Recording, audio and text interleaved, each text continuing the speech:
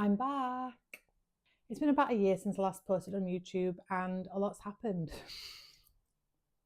So I've got my coffee and I just thought that we would catch up and I'll fill you in a little bit on what's been going on around here.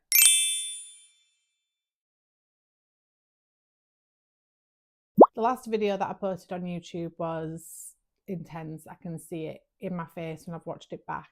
I posted it about 4 weeks after my mum died, which in hindsight I think was definitely my way of trying to get back on the horse, as it were. I was thinking that by putting myself out there, I was giving myself permission to move on and get back on with life, even though it hadn't been very long since my mum passed away. So realistically, I was not ready to do either of those things. And I think that's also the reason why I didn't post again after that. In retrospect, it all makes a lot of sense, but in the moment, you just do whatever you think is right. Hold on. It's getting hot in here. Don't take off your clothes. Talking about my mum makes me really hot. Okay. But I don't want this video to be about that. You know, I am at a point now where I'm trying to move on. It's been over a year since I lost my mum. And even though, of course, I still have moments of being very sad, I'm definitely trying to live life the way that she would want me to, which is to the fullest and in whichever way I want. So that's definitely what the theme is for my 30s, because I turned 30 in the last year. That's right. In March this year, I turned 30 and it wasn't as big or as scary as I thought it was going to be. I didn't really overhype it. I think a lot of people do. And I sort of anticipated having some kind of existential crisis or dread about the fact that I was turning 30, but I really didn't. It felt like a very natural progression for me that I think I'd already started entering into this next season of life. I have felt a bit more emotionally mature, even if I don't show that in my outward self.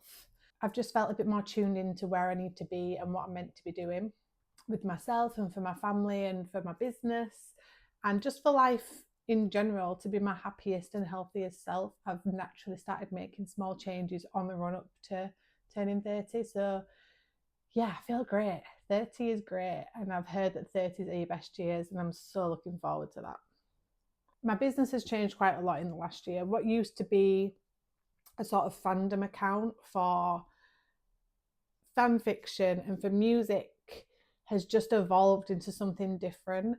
Even though I used to get quite a lot of sales, specifically from selling music merch, sticker packs for the 1975 and Harry Styles and all these other things, it just didn't feel aligned with me anymore in terms of continuing to create them. Even when I was packing the orders and I was having to print and cut out all these 1975 stickers, I was just bored looking at them.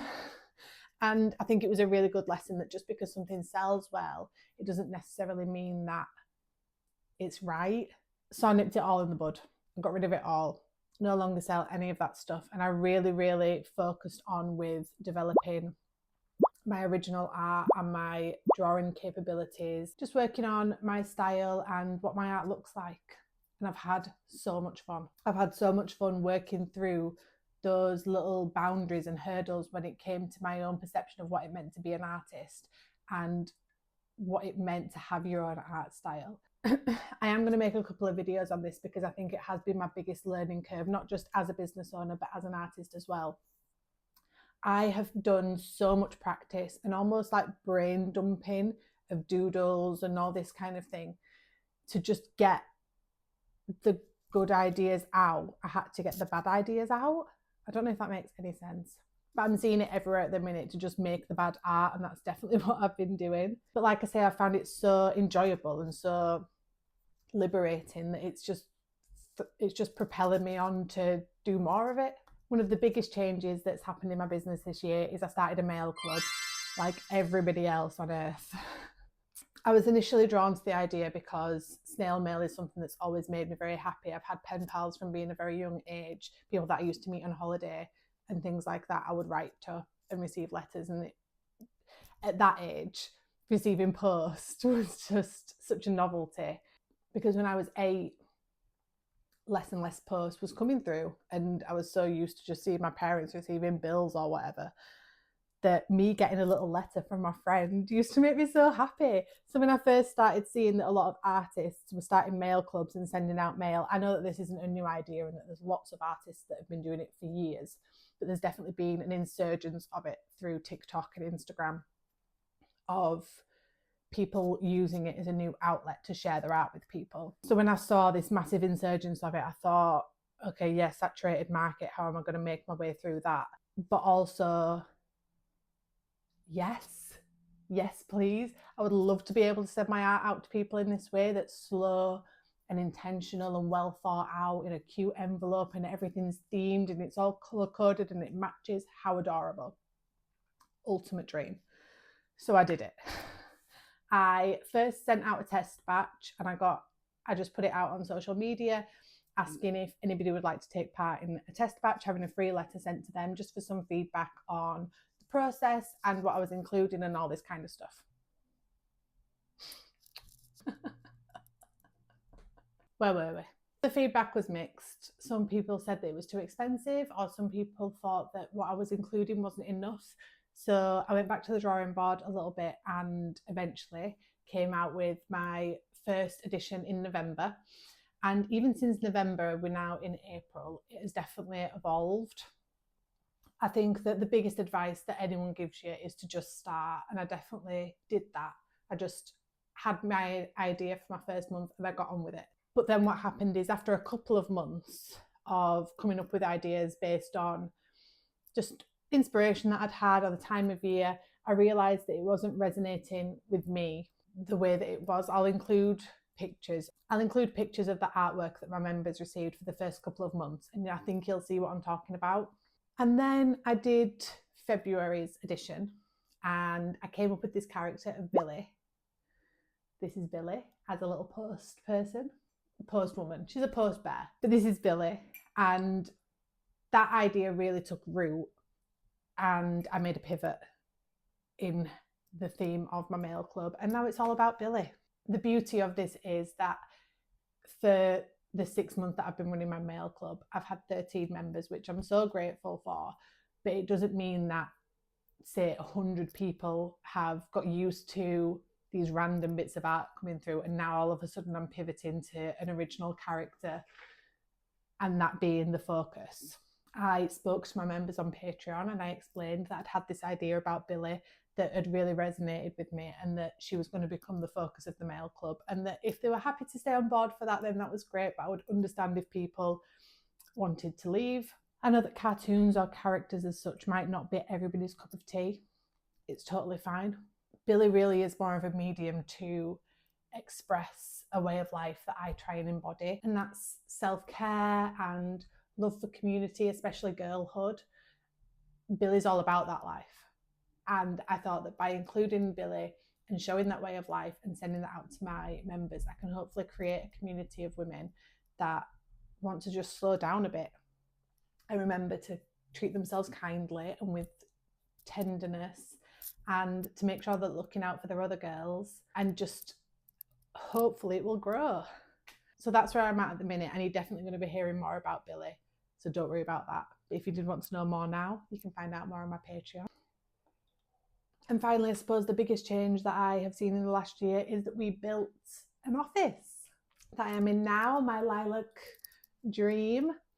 I might have spoken about it before I went on the year-long hiatus, but it's all done now and I'm all moved in and it's adorable. It's definitely the new home of Which Please Designs. I'm obsessed with it. I'm adding to it all the time and changing things, but painting it was the biggest identifier. I've left the back wall blank because John also has a YouTube channel and he also likes to film in here, and he didn't want a purple background.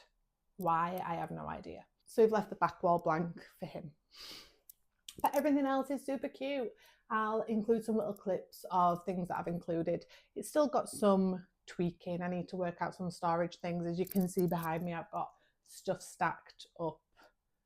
There's little bits in every corner, but we did get rid of a garage, which was our biggest storage space for things that we need on a regular basis, like the pram and stuff for rugby and all this kind of stuff. So that stuff still kind of lives in here. We're hoping to get a shed. It's a whole thing. But for now, it's perfect and I love it. So I hope this free introduction has taught you a bit more about me and where I am now. I have become very committed to trying to monetize my art and make this an income stream that can support me and my family. I'm definitely in the early stages of that.